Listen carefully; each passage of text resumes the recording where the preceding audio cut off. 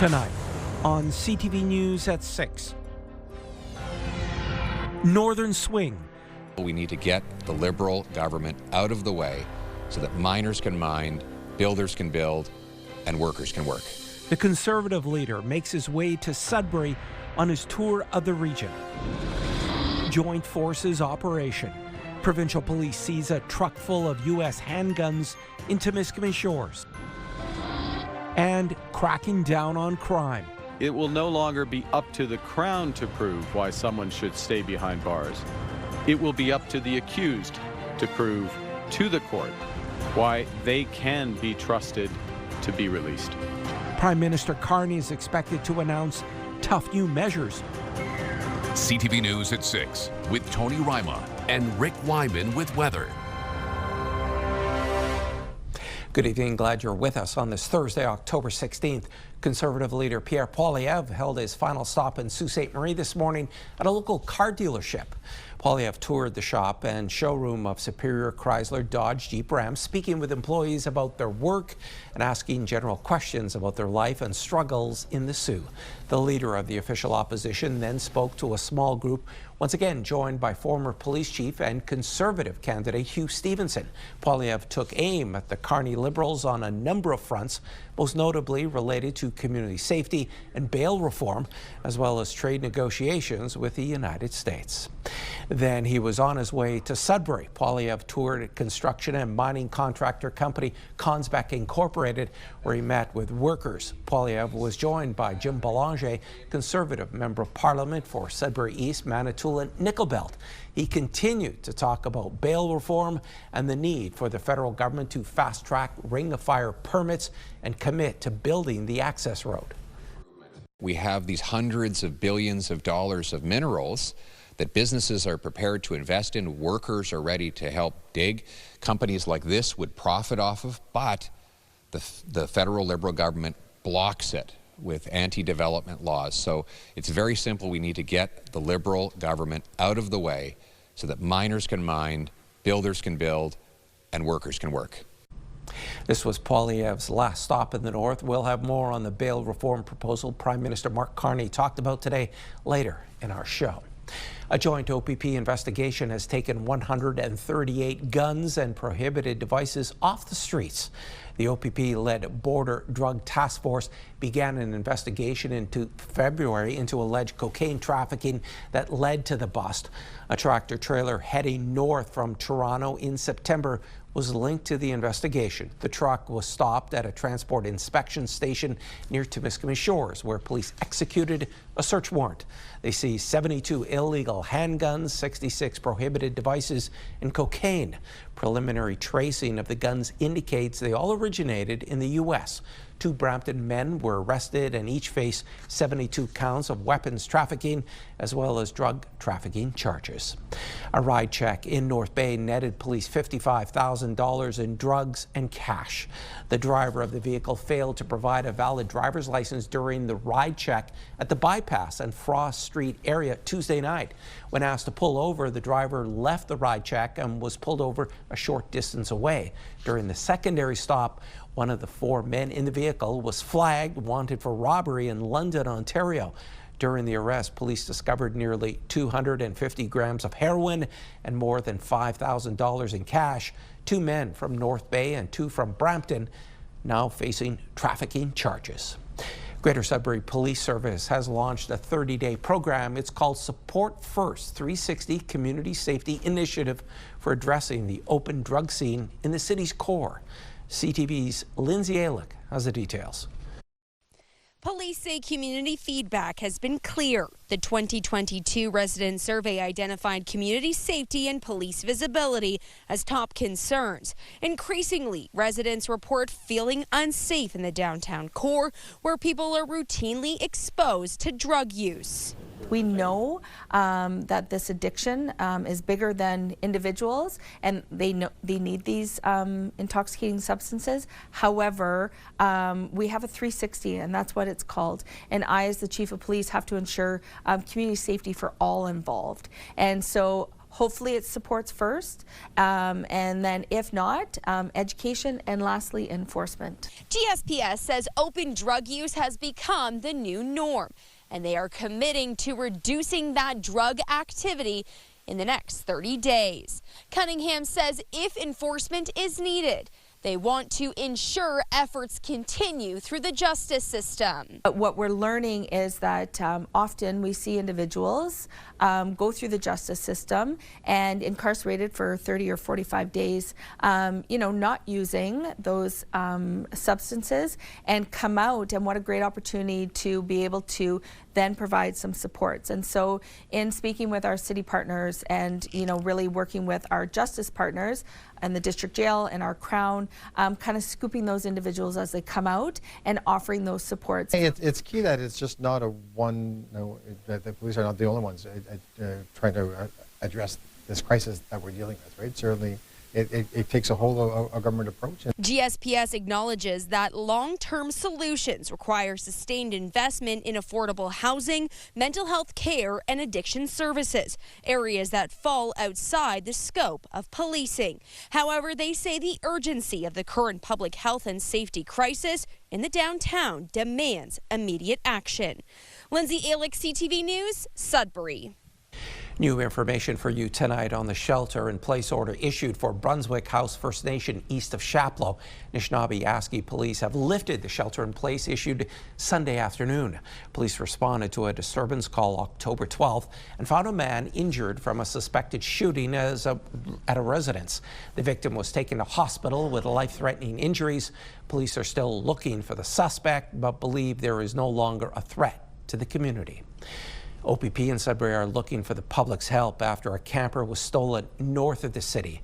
The beige and black 2019 Keystone 32 DBH model camper trailer was last seen parked on Crown land off Camp 700 Road in an unincorporated township north of Sudbury along Highway 144.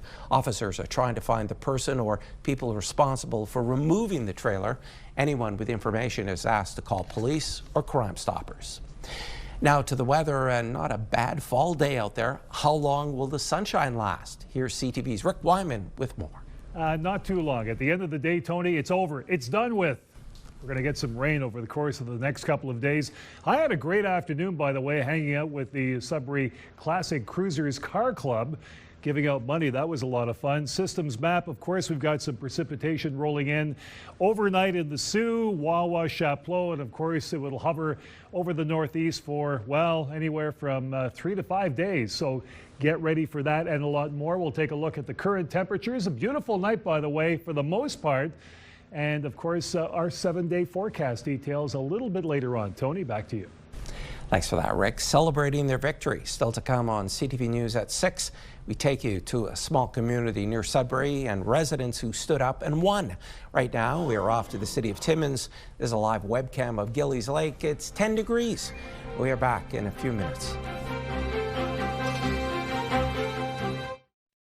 When you see it happen, send it to CTV News. Text 10400 from your screen to ours. Text 10400. The mood was celebratory last night at Nairn Community Centre as residents came together to mark a big win. They stood up to the Ministry of Transportation in a bid to keep radioactive tailings out of the Agnew Lake area at an abandoned uranium mine. Over the summer, it was announced the province cancelled its plans. Community leaders tell CTV News it felt good to have their voices heard. I think it's great because our community came together. They spoke up when they needed to. They stood side by side and supported the mayor and I when we did town halls, tried to keep people informed. I think people really started to trust that we had their best interests at heart when we were fighting for this cause. We're really excited. There's hot cinnamon buns, and we're just excited to have the community come out that supported us, and political leaders and everyone that was part of the quest to have the niobium go somewhere else. A huge, huge win.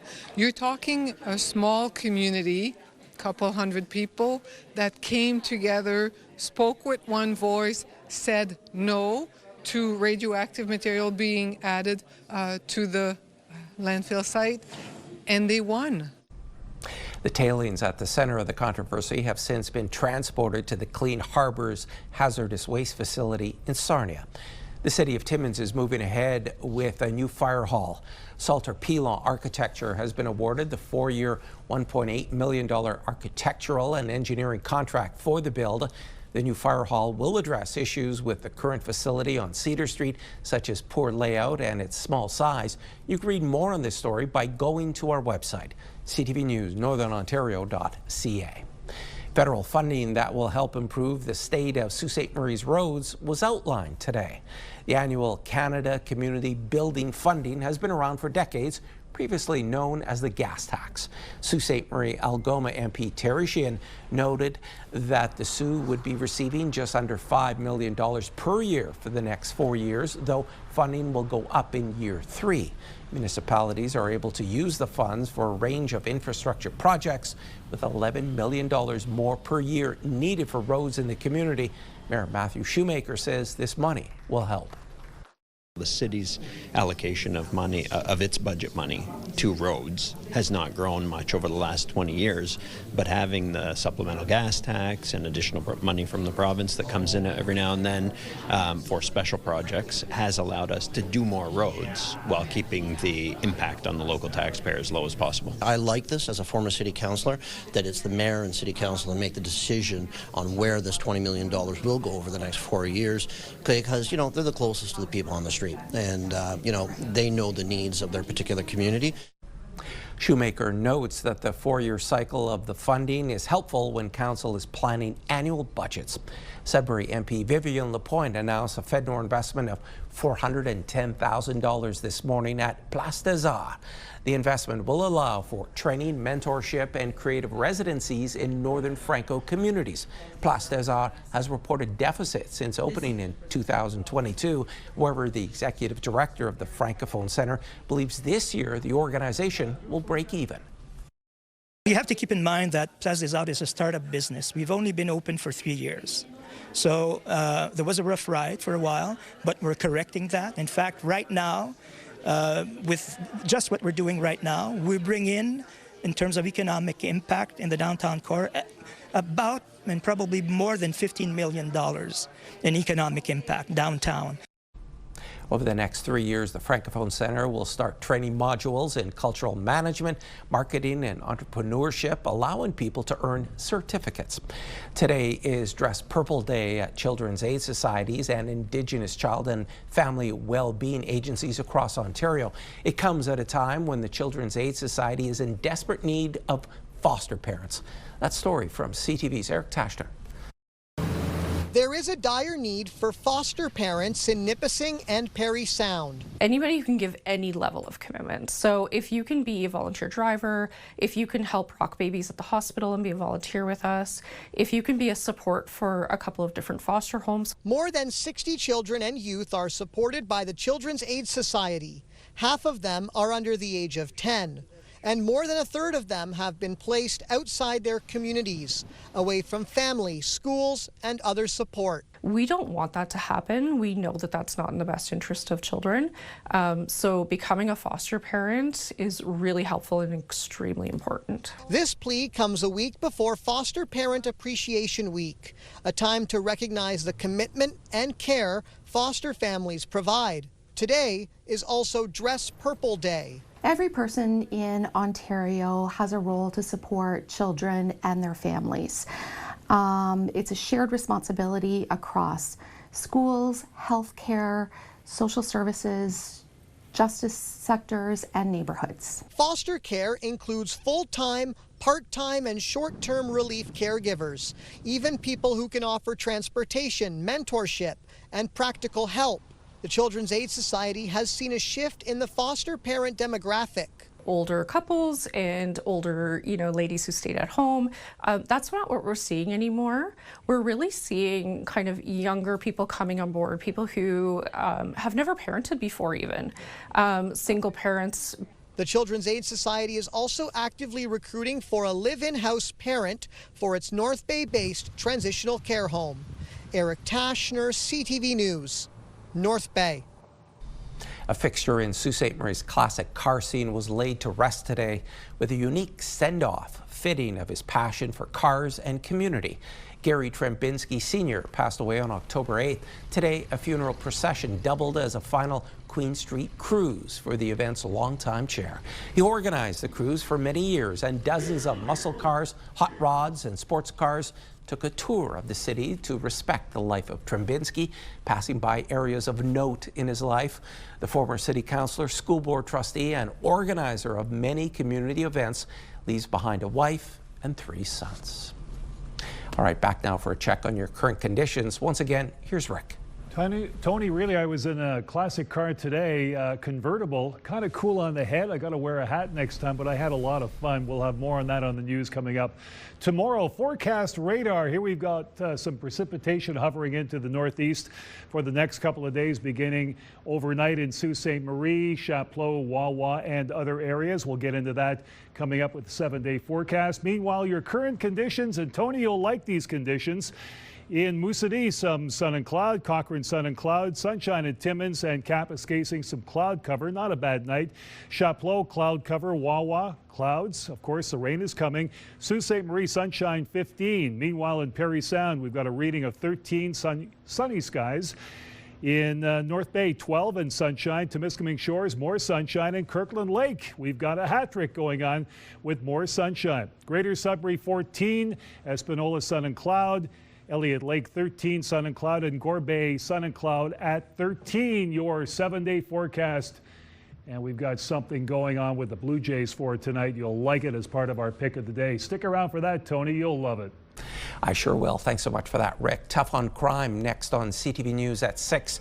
The Prime Minister is expected to announce stronger measures to target criminals. We'll be right back. A promise today from Ottawa to get tougher on crime. After years of pressure from the provinces and police, the Prime Minister says a new bill to be tabled next week will crack down on violent and repeat offenders. CTV's Rachel Aiello on the planned bill. The federal government says a crackdown on repeat violent offenders is coming. It will no longer be up to the Crown to prove why someone should stay behind bars. It will be up to the accused to prove to the court why they can be trusted to be released. Prime Minister Mark Carney says next week the Liberals will introduce long-awaited bail reform legislation to keep those accused of serious crimes out of the community. The new bill will also amend the criminal code to allow consecutive sentencing for those convicted of multiple crimes, end conditional sentences for a series of sexual offenses, and impose tougher penalties for organized retail thefts. These amendments are aimed at addressing headline-making crimes, including the surge in some cities of brazen smash-and-grab robberies. But they're getting mixed reviews from criminal defense lawyers. And I think it's a measured approach. But at the end of the day, they just send a message because it don't really change that much, I have to say. But it sends the message that there is public concern. I think it may work to curb that type of behavior, but I also think it is a ton of lip service. These measures come after concerted pressure from premiers, police forces, and opposition parties. And yet Mark Carney has done absolutely nothing to reverse the Liberal laws that caused this chaos and carnage. Today, Carney also announced a nearly $2 billion funding boost for the RCMP. Coming in the next budget, the money will go towards hiring 1,000 new officers, increasing the cadet recruitment allowance, and dedicating more personnel to probing financial crimes. The devil is in the details. We're going to take a look at what comes out next week, but we're happy to see that we were listened to and some of the things we advocated for were included. Carney is set to continue his pre-budget pre-positioning tomorrow. The Prime Minister has plans to make what he called an important announcement on border security. Rachel Aiello, CTV News, Ottawa. One of the world's largest and most innovative satellite operators is constructing a landing station in Timmins. Telesat is clearing a parcel of land on La Forêt Road near the Highway 655 intersection. The company says the landing station will connect data from its advanced satellite network to specific locations on Earth. It'll be one of 6 locations in Canada and one of 50 around the world. Telesat says Timmins offers access to superior telecommunications infrastructure, making it the right choice for its project. This will be what is a critical infrastructure, ground infrastructure for our satellite constellation, is called landing station. This is a premises which actually carries traffic from our state-of-the-art satellites to the nearest point of presence on the ground. So that landing station at Timmins will carry this traffic to the Northern Ontario. Construction of satellite antennas and networking equipment will begin next spring. Humans are headed to the moon for the first time since 1972, and a Canadian astronaut has a front row seat. CTV's Anastasia Dextrine has more. It's been more than 50 years since a crewed rocket has launched to the moon. And it's been a lifetime since Jeremy Hansen has hoped to do the same. Achieving this goal of flying in space, it's just really neat. Hansen says his career journey began as a child. He was inspired by a visit to the Space Museum. He trained as a fighter pilot and was recruited by the Canadian Space Agency in 2009. He's now educating and inspiring students himself. What do you do if if you can't send supplies to space and you're in the spacecraft and you don't have any fuel or food left? Yeah, that would be not good. When I was a kid, I was sort of naive about how this all worked. I just thought, surely I can go to space. But now I see what's actually involved and how many people have to come together to make something like this happen. There is also that element of risk that you just can't make absolutely zero. And we're pragmatic about it, but also we just have to accept that reality. Hansen will be one of 4 astronauts to orbit the moon aboard the Artemis II. The 10-day mission is expected to happen by April 2026. The team hopes to confirm systems and hardware for future human space visits. CSA President Lisa Campbell says the partnership with NASA is a sign of trust in Canadian know-how. We're also going to be experts in robotics and surface mobility to assist humans living on the moon.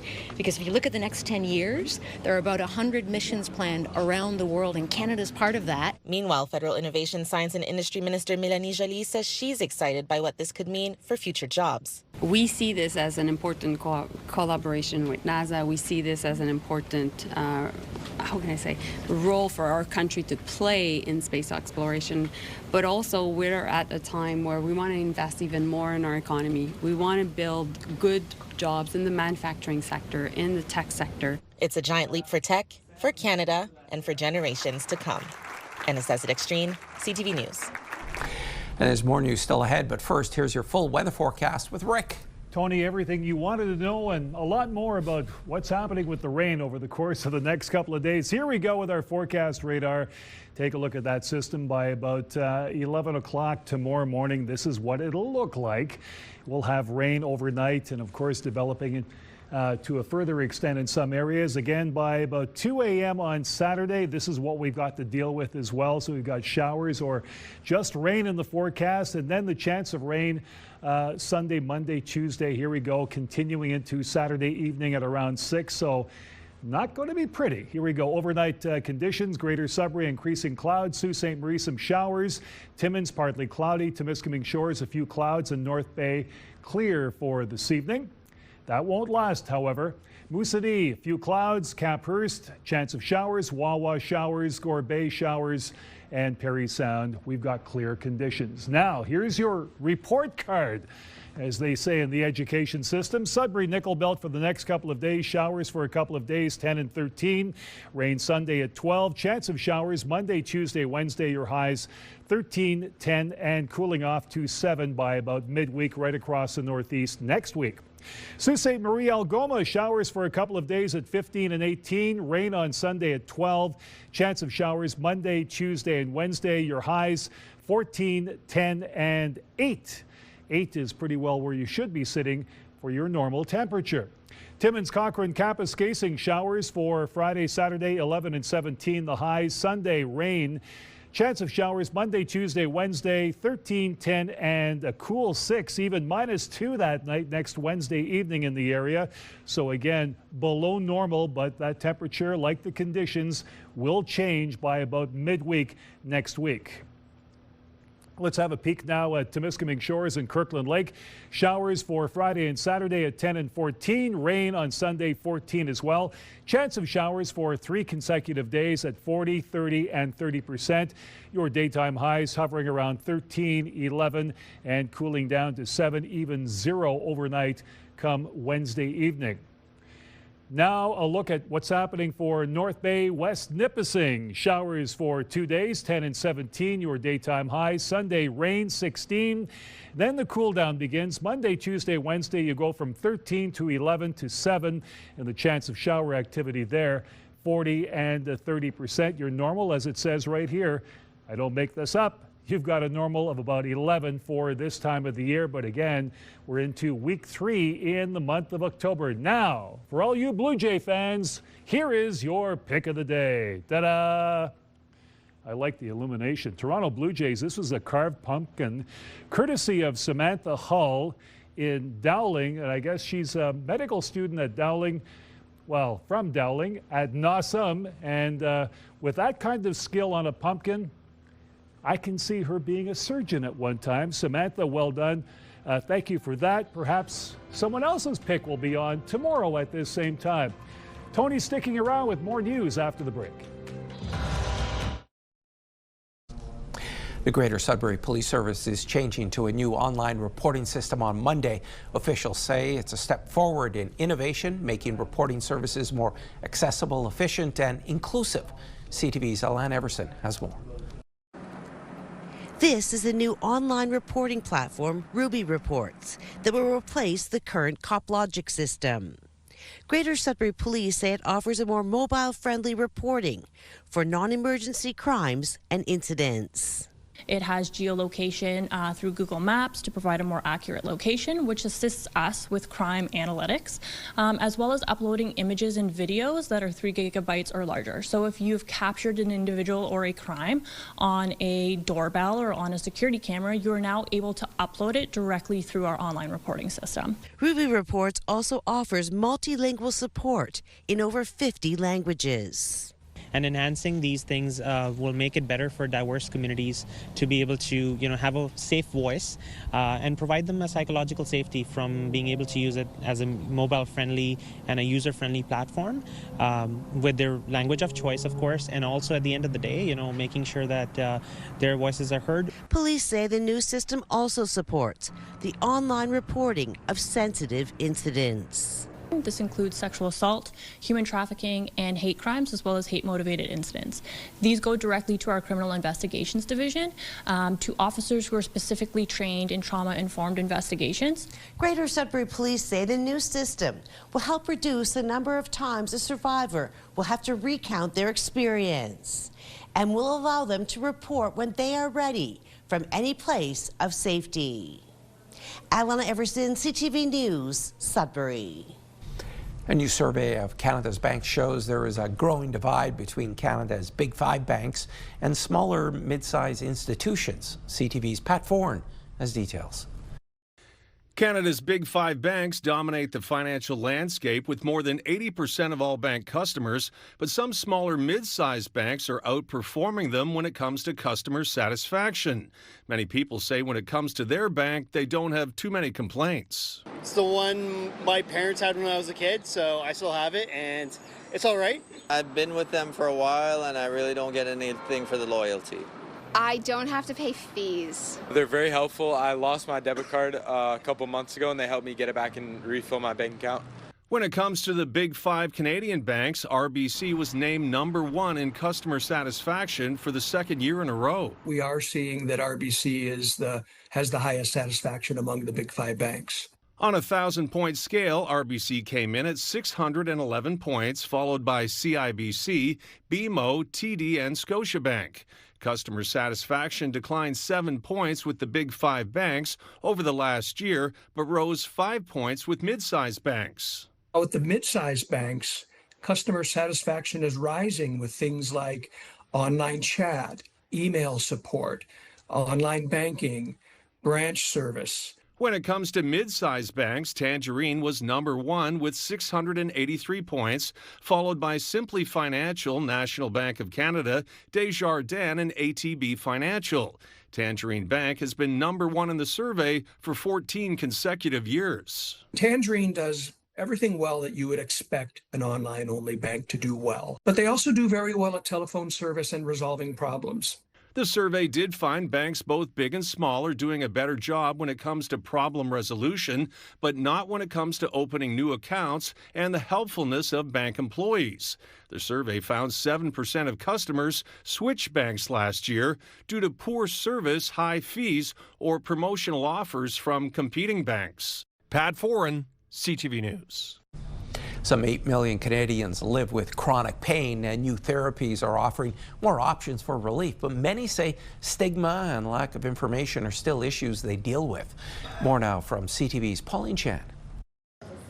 It was a foot injury 11 years ago that started Aaron Adams' experiences with chronic pain, defined as pain lasting more than 3 months. When that happens, the nervous system, there's changes to our nervous system. Pain signals continue, often even after an injury has healed.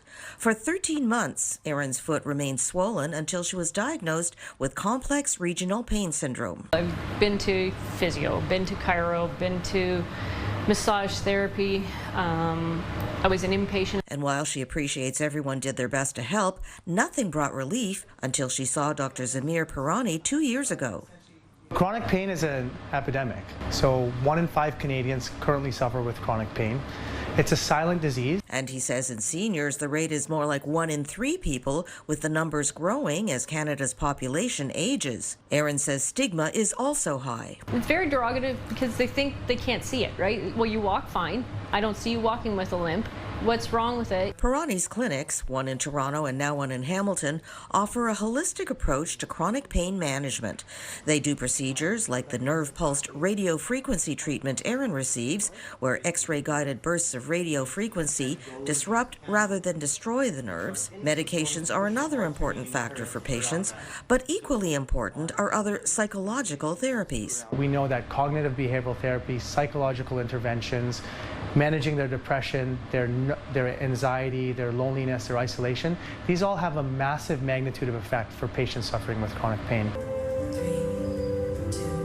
We do things like breath work and humming.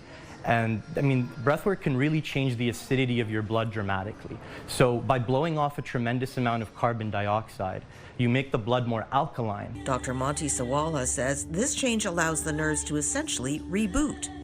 Their in-person supportive programs are covered by OHIP. The goal is not necessarily to eliminate 100% of the pain, but to educate the patient and reduce the pain so that they can go on to live a full life. Pauline Chan, CTV News.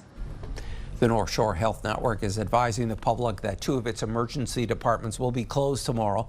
Both the Thessalona and Richards Landing sites will be closed Friday, with both expected to reopen Saturday morning at 8 o'clock. Those needing medical care can go to Sioux Area Hospital or the Blind River site. For medical emergencies, call 911. He has a new album out and also a new single. Still ahead on CTV News at 6. We talked with singer-songwriter Corey Marks, who is about to head out on tour. Clothing provided by Laura, Melanie Lynn. A singer-songwriter from Northern Ontario has just released his second album in less than a year. It's Sorry for Nothing, Volume 2. To talk more about his record and his work, let's bring Corey Marks. He joins us from Sturgeon Falls. Hi there, Corey. So glad you made some time for us today. Hey, Tony. Thanks for having me. Good to be here and good to see you again. Tell our viewers about Volume 2 and your single off that album, Whiskey River. Take me down to Whiskey River, 'cause it's broken. You know, I've been writing so much music and recording since, 2021. So we had a big batch of songs. I didn't want to put it all on one record. So obviously last year in December, we released Sorry for Nothing, Volume 1.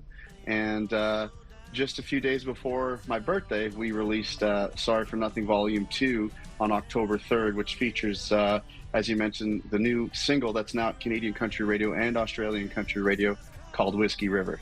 Okay, you're not going to get yourself into too much trouble. Next month and December, you're hitting the road with several stops in the United States. It seems like an aggressive tour schedule. What do you think? You know what? It's always such a blast for me out on the road, and this is my third tour across the U.S. in less than a year, or just a year exactly. And this is with a band called Seven Dust on the South Side Double Wide tour. And it's another acoustic tour like I did with Theory of a Dead Man last November. And this one's going to be 22 stops across the U.S. and some of them. Many of them I've been to before and played before, which I'm looking forward to being back. But there's a couple on there that really stand out, and that's of course Graceland in Tennessee. I mean, that's a monumental spot and stop, and of course New Orleans, which I've never visited. So I get to visit and play music, so it's a double whammy. What's it like performing in the United States and those fans getting to know you and your music? It's pretty incredible. I think it's a dream for a lot of artists, especially coming out of Canada and anywhere else, is to break into the United States. So, to be the first Canadian country act with a top 10 single at U.S. rock radio, it's pretty incredible to be touring the U.S., whether we're in arenas or big clubs, and seeing the fans all over the U.S. sing that song and many others of mine. It's pretty surreal and very exciting, and it's also very motivating because once you get that kind of success, you just want to do it again and over and over and over again. And getting out on the road and being able to tour and sing those songs in front of these people and those fans is really, I think, what all of the artists do it for, and certainly what I do it for. Corey, thanks so much for your time and continued success. Thank you so much. I appreciate you, and good to see you again, and hope you enjoyed the new album. I will. Take care. Corey Marks joined us from Sturgeon Falls, and to learn more about the singer-songwriter, head to CoreyMarks.com. Well, a man from Schumacher has scratched his way to $100,000. Albert Carl Desjardins won the top prize with an instant crossword scratch ticket. He bought his ticket at Circle K on Algonquin Boulevard West in Timmins. Congratulations. In sports, the Toronto Blue Jays found the spark they needed, downing the Seattle Mariners to notch their first win of the American League Championship Series. Here's a high fly ball off of the bat of Jimenez that's carrying well. Robles turns and watches it fly. The Jays hit 5 home runs on their way to the victory and now trail the Mariners 2-1. They play again tonight, trying to tie up their best-of-7 series. The Sudbury Wolves players and staff gathered at the arena today for 3 announcements about the season. CTV's Madison Merrier has the play-by-play.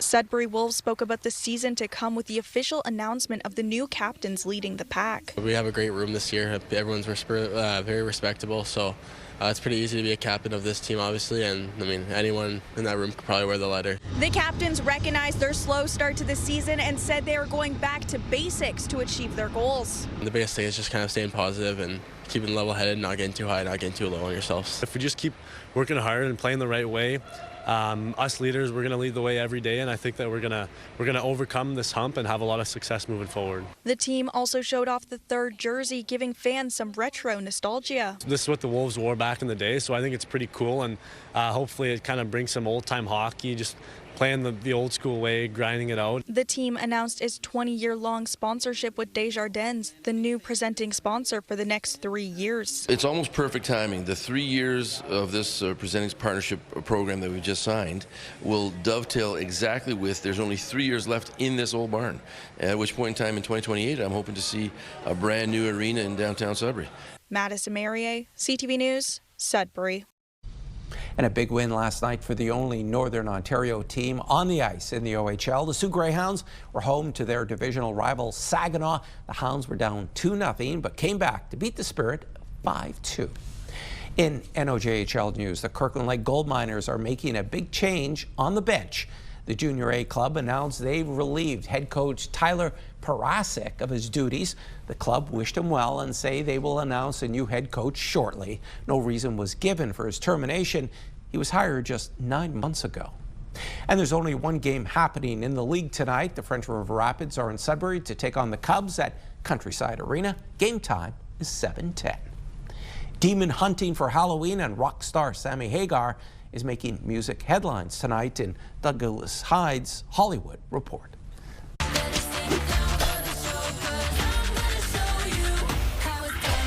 A sing-along version of K-pop Demon Hunters is returning to the big screen for Halloween. The hugely popular animated film is back in theaters on a limited run from October 31st to November 2nd. It's Netflix's most watched movie ever, and the streamer has created lyric videos just in case fans want to practice first at home. Nothing is ever easy, but we learned so much, and that's why we wanted to give you a glimpse into the spirit of the making of the film. Want a deep dive into the making of a blockbuster? James Cameron leads the way in Fire and Water, making the Avatar films. The new two-part documentary gives a behind-the-scenes look at Avatar: The Way of Water and a sneak peek at the upcoming Avatar: Fire and Ash. Fire and Water debuts on Disney Plus November 7th.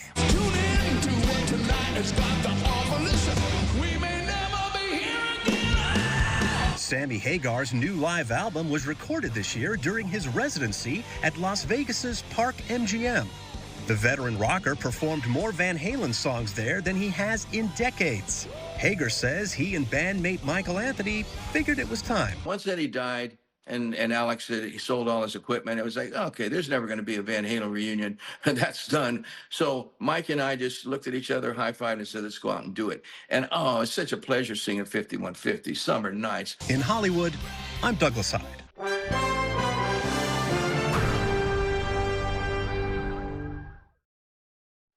As holiday shopping season approaches, more Canadians are turning to artificial intelligence for help. One new report finds half of shoppers say they've used AI in the past 3 months. CTV's Caitlin Wilson has more. Amanda Kiley isn't shopping for the holidays just yet, but she's already getting a little help from ChatGPT. I get it to help me because I have 4 kids, so it makes it easier to get ChatGPT to help me organize it. I do ask where to go. Deloitte's new holiday retail outlook found half of those surveyed have used artificial intelligence in the past 3 months, up from 33% last year. And about 1 in 4 say they plan to use AI tools this holiday season. But whether it's online or in person, one thing hasn't changed. Most consumers are still chasing discounts. AI is being leveraged to ensure that you get the most personalized experience from the brand and that they're resonating with you across all channels. And while some are using AI to do custom searches, compare products, and get inspiration, the survey found only 17% of consumers fully trust AI and 70% worry about how much personal information it collects. We'll be at the kitchen table, we'll talk about something we're looking at getting, and then all of a sudden, the next day, something pops up, so obviously it's a little bit spooky. Others, like Ann Scott, who is picking up an online order, say she doesn't mind the occasional personalized discount as long as the technology doesn't go too far. I'm not big on artificial intelligence because it drives me crazy that Big Brother is watching everything you might search. Deloitte says on average, 1 in 4 shoppers now expect retailers to use AI, but earning the trust of consumers could be the biggest deal of all. I think it's a very interesting concept, but I'm also a little bit concerned what they do with that data. Caitlin Wilson, CTV News. The rules around how much banks can charge you for having insufficient funds is changing. BNN Bloomberg's Marella Fernandez has more on that. The Credit Counseling Society says those charges add up to about $600 million in revenue for banks. That's because banks often charge customers up to $50 when they don't have enough money to cover costs. But the rules change in March. Those fees will be capped at $10, and banks won't be allowed to charge you if the shortfall is under $10. Here are the closing numbers for the day. The Canadian dollar is down a fraction. It ended the day at 71.16. West Texas Intermediate also down to 57.48. Western Canadian Select down as well to 47.55. And the TSX dropped 178 points today. Those are your business headlines. I'm Marella Fernandez. And here are the current prices for some key commodities we watch. Gold up $117.98, closing the day at $43.2620 US an ounce. Silver up $1.07 to end the day at $54.13. Copper down 5 cents and nickel down a penny, ending the day at $6.78 US a pound. And Rick is back now for one last look at your Friday weather. Okay, Tony, we don't need AI to tell us that it's going to rain for a couple of days. As you can clearly see, I mean, after all, The weather never stops. 10 degrees in Greater Sudbury, showers. Timmins, showers at 11. Sault Ste. Marie, 15, and showers as well. Meanwhile, North Bay, 10 degrees and showers. 12, Parry Sound, a 60% chance of showers there. And Temiskaming Shores, 10 degrees and showers. It's going to be a wet weekend. Back to you, Tony. Thanks so much for that, Rick. Finally, for a 10th year, a church in Sudbury is collecting mittens to ensure children and youth have proper outdoor clothing this winter. All Nations Church is accepting donations for its annual Mountain of Mittens campaign. Each year, the church connects with local schools to determine the need across the Sudbury-Manitoulin region. The goal this year is to collect 2,000 pairs of mitts. Donations can be homemade, store-bought, or gently used mittens and toques. In the kids ministry, kids are very sad to hear that their friends don't have mittens, and it really excites them to go and find mittens, to find the money, to go through, see if there's a pair they haven't worn before. And from our church family and our community, they're excited to hear that schools are partnering and getting the help that they need for the students who are looking for warm clothes, warm mitts. Donations will be collected until November 30th and distributed to the schools in early December. Martel says anything collected above the goal will be donated to other local organizations. And folks, that's our show on CTV News at 6. I'm Tony Ryma. Thanks so much for watching. More news comes your way at 11:30 with Ian Campbell. Good night.